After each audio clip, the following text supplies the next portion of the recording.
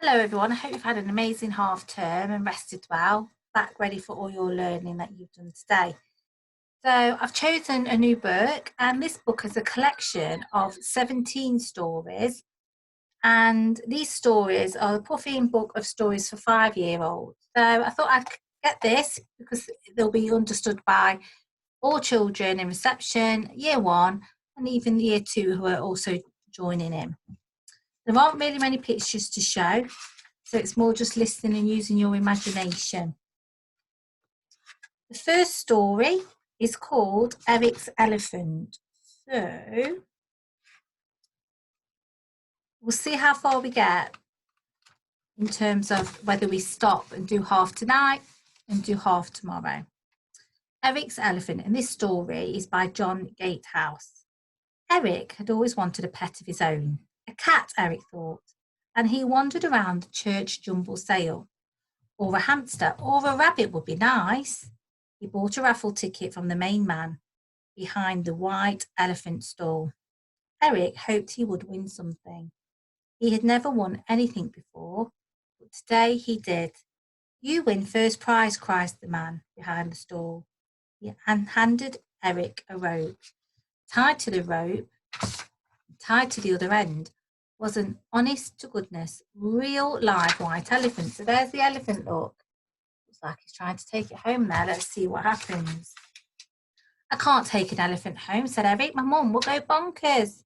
You won her. She's all yours now, the man said. Eric led his elephant out of the church grounds and down the street. Passers-by stared in surprise as they went along. I've always wanted a pet, Eric said. I'm not quite sure you were what I had in mind. Eric's elephant didn't answer. She was too busy munching through the box of bananas standing outside Mr. Sprout's vegetable shop. Hey, those bananas cost money, shouted Mr. Sprout crossly. Wait till I tell your mum, Eric. Did you have to do that, sighed Eric gloomily, leading his elephant away. Mum will go twice as bonkers when she hears about this. Eric's elephant didn't answer. She had stopped to eat up Mrs. Groggins' prize flower patch. Then she sat down for a rest on PC Crumble's garden fence. It creaked and groaned and slowly fell apart. Remember, they're so heavy, that's what's going to happen to things like walls when they sit on it. Eric wondered how many times in one day his mum would go bonkers. When they reached home, Eric could hear his mum in the kitchen. She was busy trying to mend the vacuum cleaner. Eric didn't think she sounded in a very good mood. Shh, Eric whispered to his elephant. I don't think I'll show you to Mum just now. Eric pushed his elephant through the front door. It was a tight squeeze. Just as Eric was about to give up trying, pop, his elephant fell into the hall. Eric led his elephant up the stairs. With another squeeze, he pushed her into the bedroom. Perhaps I could hide you under my bed, said Eric. Eric's elephant didn't answer. She was too busy dancing to the music from Eric's radio. Fancy that. Eric, what are you doing? Shouted his mum. It sounds like there are a herd of elephants up there. No, there isn't, said Eric. There's just one. Don't be cheeky, Eric, said his mum, coming into his room. She saw the elephant sitting on Eric's bed. Her eyes widened and her throat made a funny gurgling noise. Eric, get it out of here! Eric screamed. Eric's mum screamed at the top of her voice, leading his elephant by her trunk. Eric took her back downstairs again. Eric didn't think things could get any worse. And Mr. Sprout, Mrs. Groggins, and PC Crumble arrived. So did Eric's dad, and Eric knew things were about to become worse. Eric, what is going on? Asked his dad, staring at the elephant and all the angry people. Eric tiptoed out of the house with his elephant, while his dad listened to the terrible tales Mr. Sprout, Mrs. Scroggins, and PC Crumble had to tell. I've gone off, pet, said Eric. Eric's elephant didn't answer.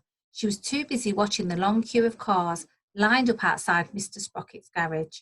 The drivers looked very hot and angry. Everyone wants to wash their cars, explained Mr. Sprocket. But my car wash machine is broken down. Eric had an idea. He filled up the large bucket with water from the garage tap. He told his elephant to suck the water up in her trunk. Eric pointed the elephant's trunk at one of the cars. Fire! shouted Eric, and the elephant blew very hard. The water squirted out of her trunk and splashed all over the car. Eric's elephant did the same with all the other cars. Then Eric wiped off the water with a cloth. When he had finished the cars, they were sparkling clean. Well done, said one of the drivers. He patted Eric on the head and his elephant on her trunk. One by one, the drivers paid Eric for cleaning their cars. Soon he had collected a lot of money. Now I've got enough money to repay everyone for all the damage my elephant caused, grinned Eric. Eric took his elephant back home. His mum was not very pleased to see them. My vacuum cleaner's broken. I can't clean my carpet and my friends will soon be arriving for tea, she said. And to make matters worse, you bring home an elephant. Don't worry, Mum, said Eric. My elephant can help you. She's very useful. Bet you can think what she might do next. Eric led the elephant into the living room. Eric's mum watched in astonishment as the elephant sucked all the dust and dirt in her trunk and then blew it into the rubbish bin.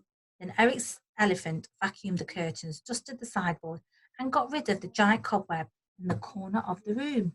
What a clever elephant, said Eric's mum, giving the elephant a kiss. She's not so useless after all. Eric found his dad in the garden watering the flowers with a small watering can. My elephant will do it, said Eric. Eric's elephant sprayed the garden with water from her trunk. Then she sprayed Eric just for fun. Aha, your elephant can water the neighbours' gardens too, said Eric's dad.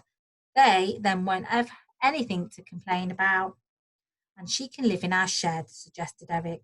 She can't get into any trouble there. Toot, toot, answered Eric's elephant with a loud trumpet from its trunk. She liked this idea best of all. So we did finish that story in time. And that was a lovely short story. And I bet you could think of how, as we were telling the story, the elephant could be quite useful to all those problems. And it turned out quite happy in the end. Although I don't think I keep a pet elephant. And really, elephants aren't the kind of pets you would have. You might visit them in a well-cared zoo. And some of us may be even lucky to visit them in their own habitat.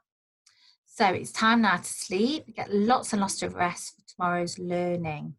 Good night, everyone.